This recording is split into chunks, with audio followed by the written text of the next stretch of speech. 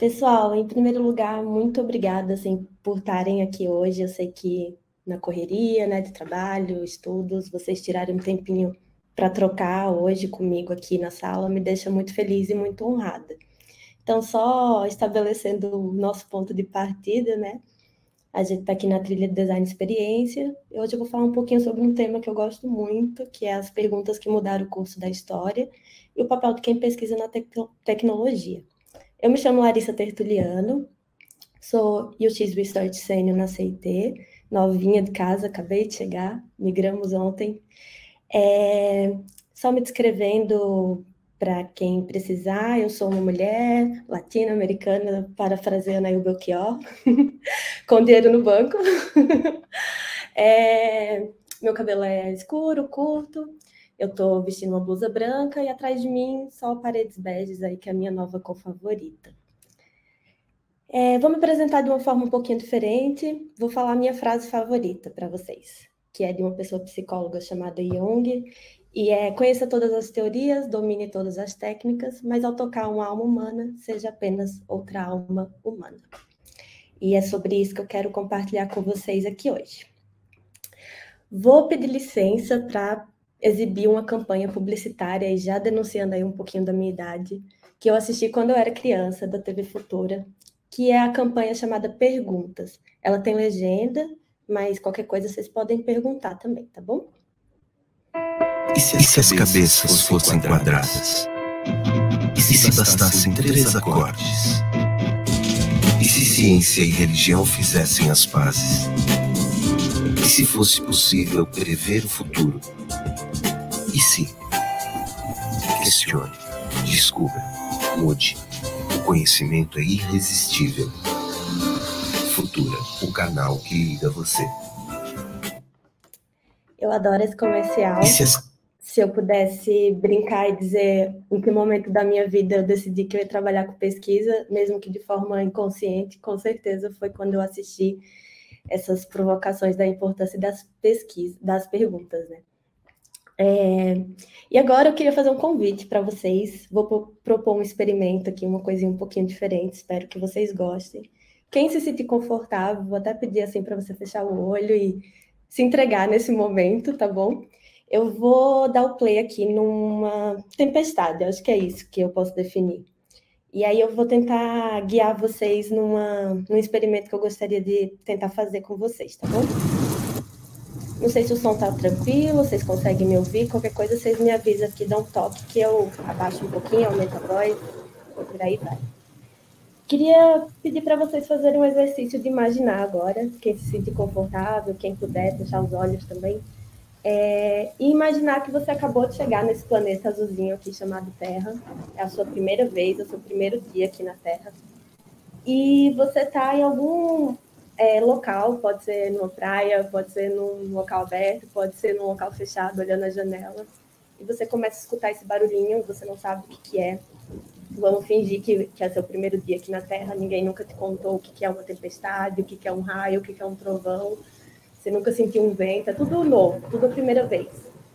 E eu vou dar uns 30 segundos para vocês ouvirem isso e eu gostaria que vocês pensassem o que vem à mente de vocês, que perguntas vocês fariam se vocês não soubessem o que é isso que está rolando aqui nesse planeta Terra, tá bom?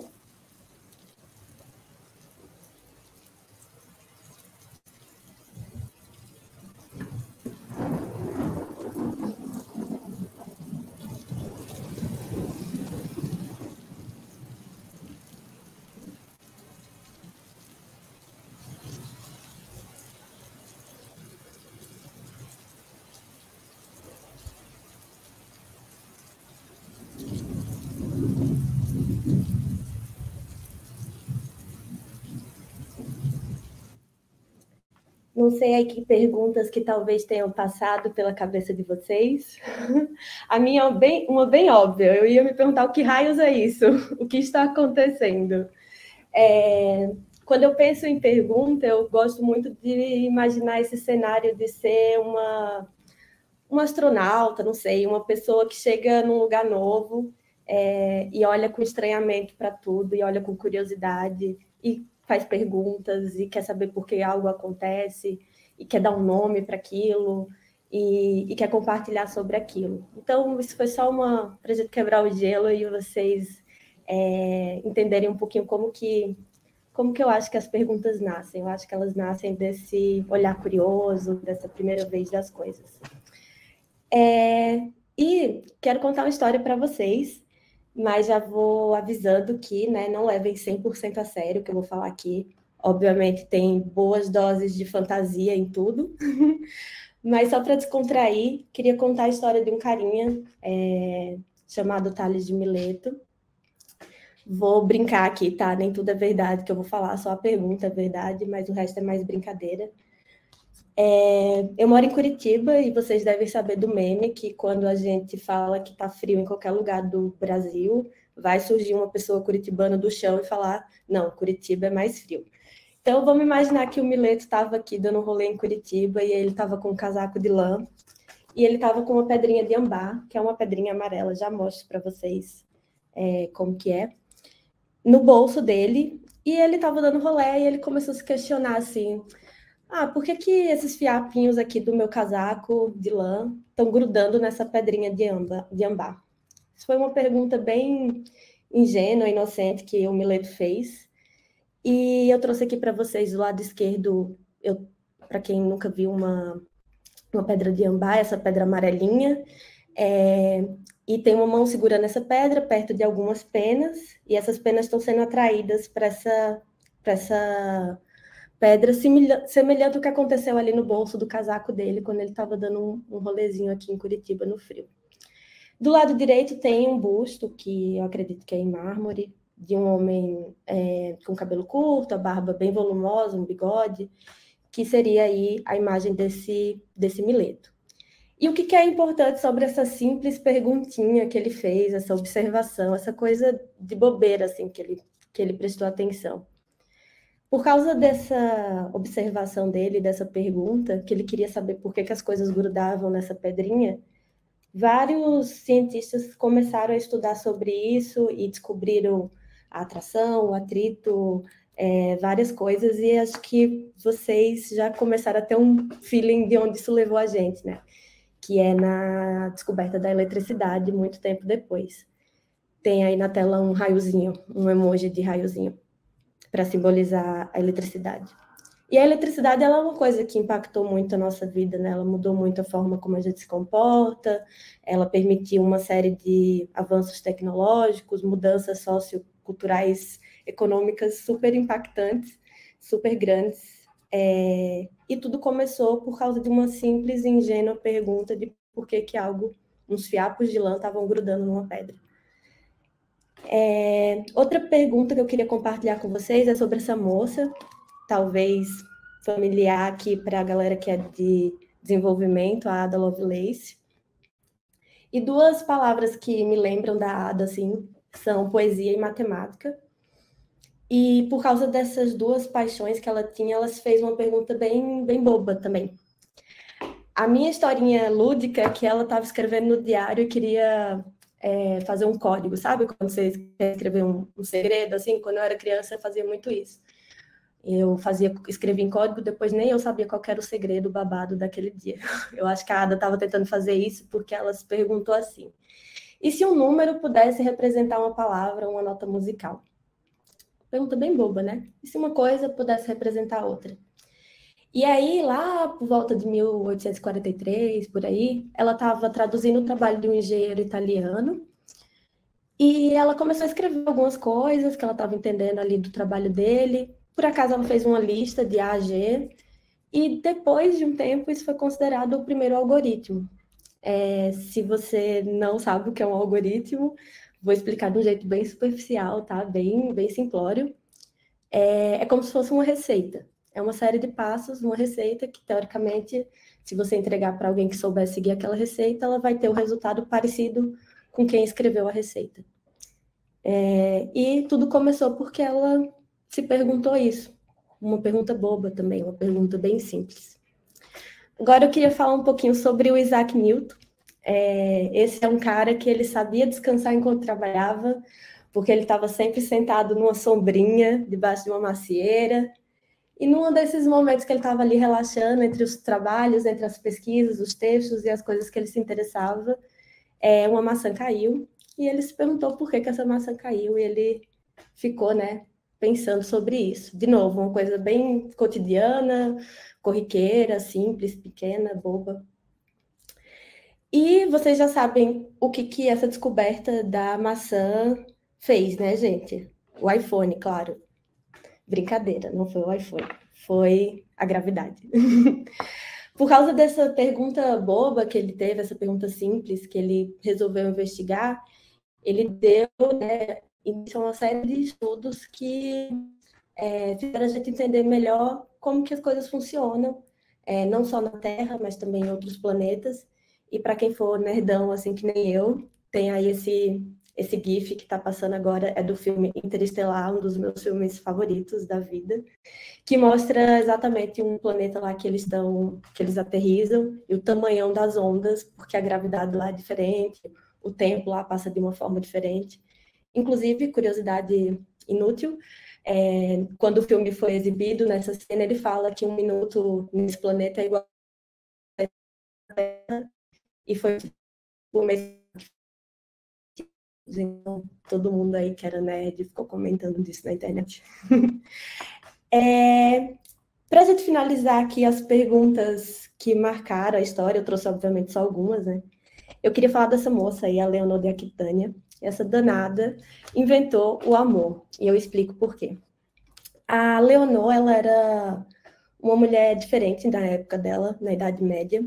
Ela teve acesso a vários tipos de educações diferentes por causa do contexto que ela estava. A pessoa que ela num determinado governo lá. Então, para poder se preparar para essa função, ela teve acesso a todo tipo de conhecimento que você imaginar, entre filosofia, história, política. Ela foi uma mulher extremamente culta. Mas a Leonor também, ela gostava de uma festinha. E a pergunta que ela fez foi como conquistar o crush. E foi assim que ela inventou o amor. O amor como a gente talvez conheça na nossa sociedade agora, tá, gente? Na época da Leonor, quando ela estava fazendo essas observações e sendo exposta a esses diferentes contextos da sociedade, ela observou que as pessoas se casavam, né? Porque existia um acordo social para que isso acontecesse. Então, era combinado, era algum motivo mais financeiro, econômico, etc. Mas ela observou também, nas festinhas da corte francesa, que existiam os trovadores, que eles ali, de maneira muito artística e platônica, cortejavam, através de poemas, músicas e danças e etc., as mulheres nobres e casadas. E ela começou a espalhar essa fofoca entre a galera nas festinhas da corte francesa, e falando assim, olha, e se as mulheres também começarem a cortejar os caras, né? E se todo mundo começar a falar aí do que sente, isso não ser algo só da realeza, isso não ser algo apenas platônico. Então, ela começou a fomentar essa ideia de que você poderia expor seus sentimentos e, quem sabe, aí conquistar o crush, né? E aí, para quem nunca foi numa festinha de uma corte francesa, nunca flertou, eu trouxe aqui um videozinho de 5 segundos para mostrar como foi mais ou menos essa experiência das mulheres começando a flertar. Larissa, desculpa, a intérprete de Libras não está aparecendo nada para mim. Nem você e nem imagem. Eu não sei se é comigo o problema. Mas vocês estão me ouvindo agora? Só te escuto. Está cortando um pouquinho, mas te escuto. Deixa eu compartilhar novamente minha tela. Aqui estava assim também, eu atualizei a página e voltou. Oi? Vou compartilhar de novo a Então, só um minutinho, que aí eu faço isso. Mas aí eu vou dar uma saidinha e já volto. Coisa rápida, então, tá? Tá bom. Vê se tá aparecendo aí, pessoal. Aqui para mim tá. Tá? Beleza. Fala aí nos comentários, gente, porque talvez tá para mim, para outras pessoas não. Me avisem aí se vocês estão vendo, se quiserem que eu repita alguma parte.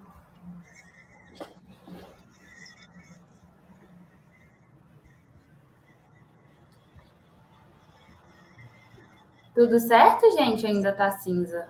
Felipe falou que voltou. Voltou?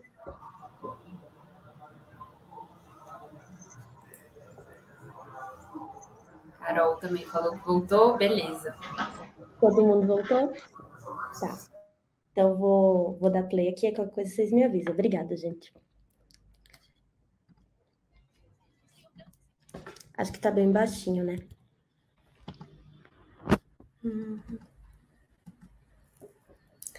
Eu vou passar o vídeo, eu não sei se vocês vão conseguir. Ah, agora vai.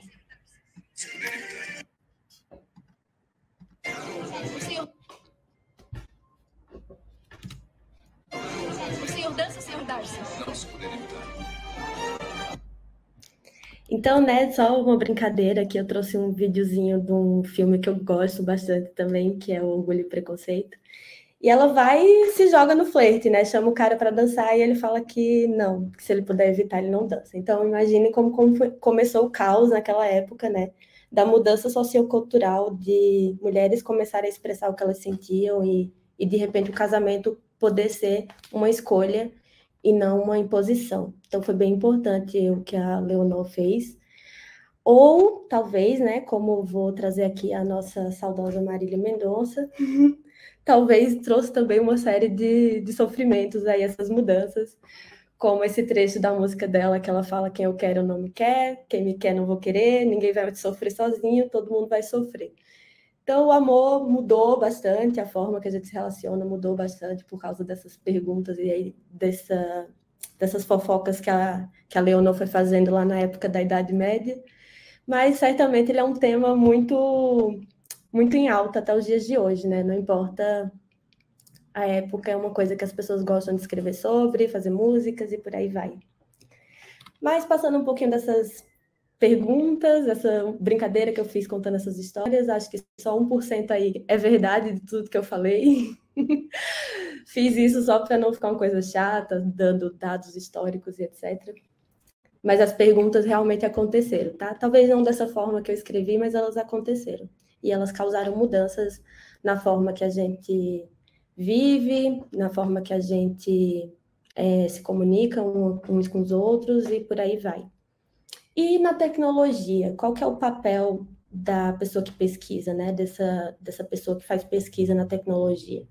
A Clá já deu uma aula aqui antes de mim, né? Já falou muito sobre, e muito bem, sobre como que é esse trabalho, sobre a importância, o rigor científico e tudo que a gente precisa se atentar para que ele aconteça da melhor forma.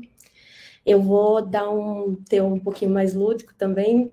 E aí eu trouxe aqui essa charge, que é basicamente 4 homens da caverna.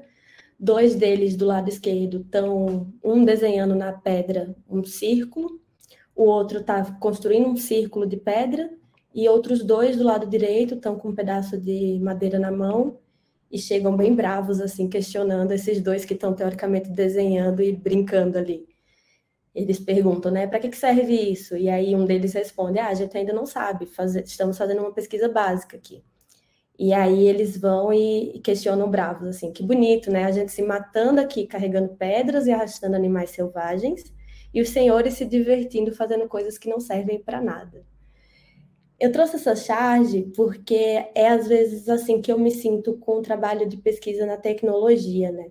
Especialmente quando a gente está nesse meio ágil, onde existem entregas de pedacinhos em pedacinhos de tempo, onde é muito importante que o produto funcione, que ele não saia do ar, que é basicamente aquela metáfora, né? Trocar a roda do carro com o carro andando.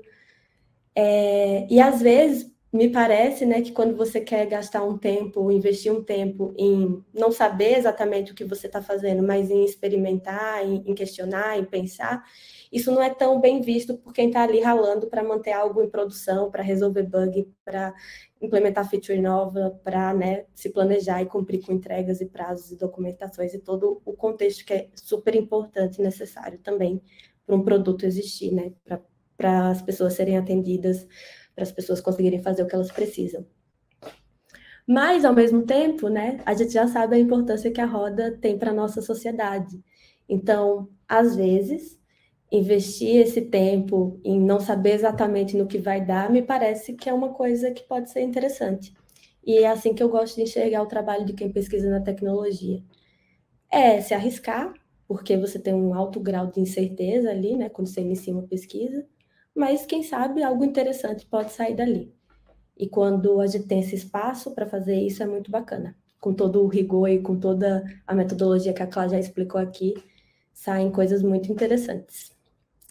E por que é importante a gente pôr em prática isso que a gente estuda, o que a gente lê, os cursos que a gente faz, né? Por que é importante?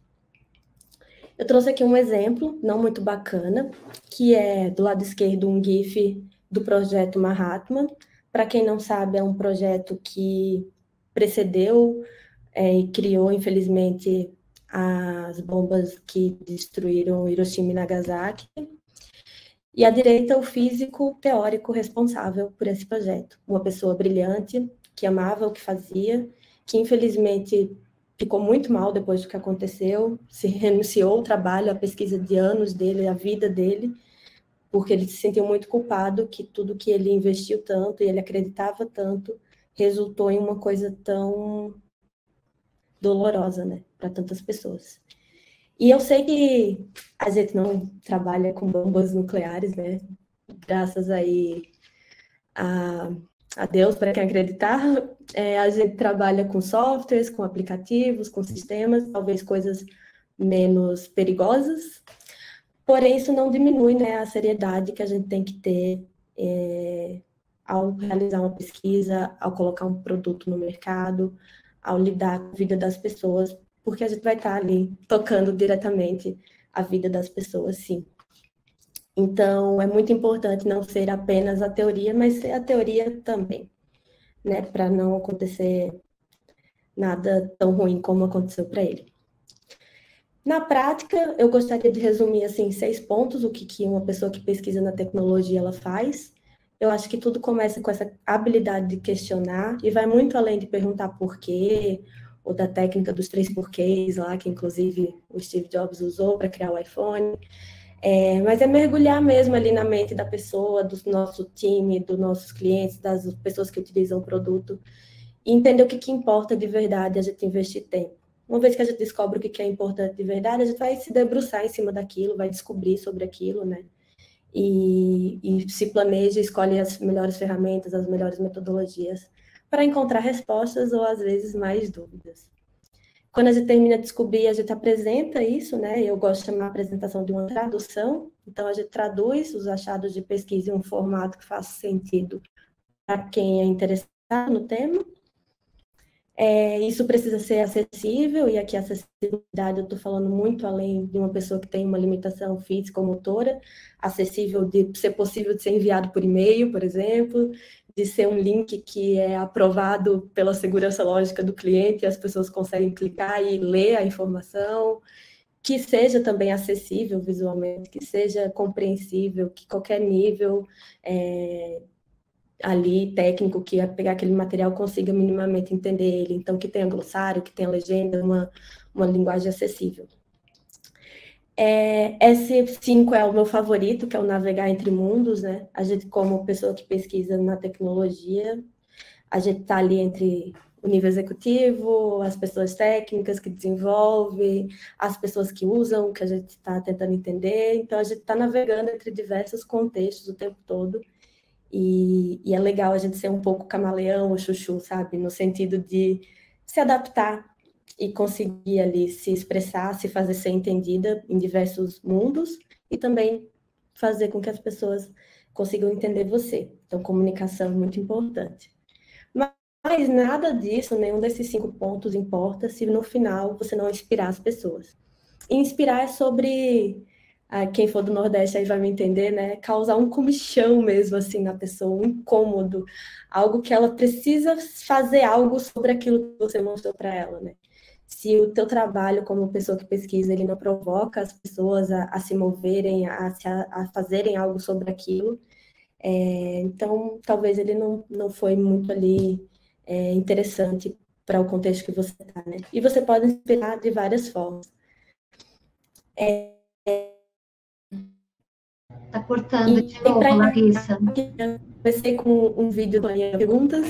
Quero encerrar com da campanha Verdade, que era da mesma época também, falando um pouquinho justamente sobre isso, se as perguntas são importantes, né? Tudo pode ser questionado, bem, elas podem ser questionadas, tá? Vou dar o play aqui para vocês, tem legenda também, tá? Já foi dito que a Terra era o centro do universo, e que era o Sol que girava ao seu redor. Já disse que deveriam ser sacrificadas, que livros não poderiam ser lidos, e bruxas mereciam ser caçadas. Já foi dito que o homem era incapaz de voar, ou de chegar ao fundo do oceano. Já foi dito que negros não poderiam entrar, que judeus não poderiam sair, e que só os brancos teriam direito de ir e vir. Já disseram que gênios eram loucos, e que loucos eram brilhantes. Já foi dito que mulheres não deveriam votar, que micro-organismos eram lendas, que curas eram impossíveis. Já disseram que a televisão seria apenas mais um eletrodoméstico na sua vida futura. Quantas verdades, né? Que já foram verdades absolutas e graças a pessoas que tiveram coragem de perguntar e questioná-las, muitas delas não são mais verdades absolutas hoje. Quero agradecer quem ficou até aqui. Peço perdão aí pelas falhas técnicas. Para quem fizer sentido e quiser me seguir no Instagram, meu nick é Lari Tertuliano com y.design. Vou adorar me conectar com vocês, conhecer os seres humanos, as almas humanas aqui por trás desses links, dessas telinhas. E acho que é isso. Vamos às perguntas, se houver.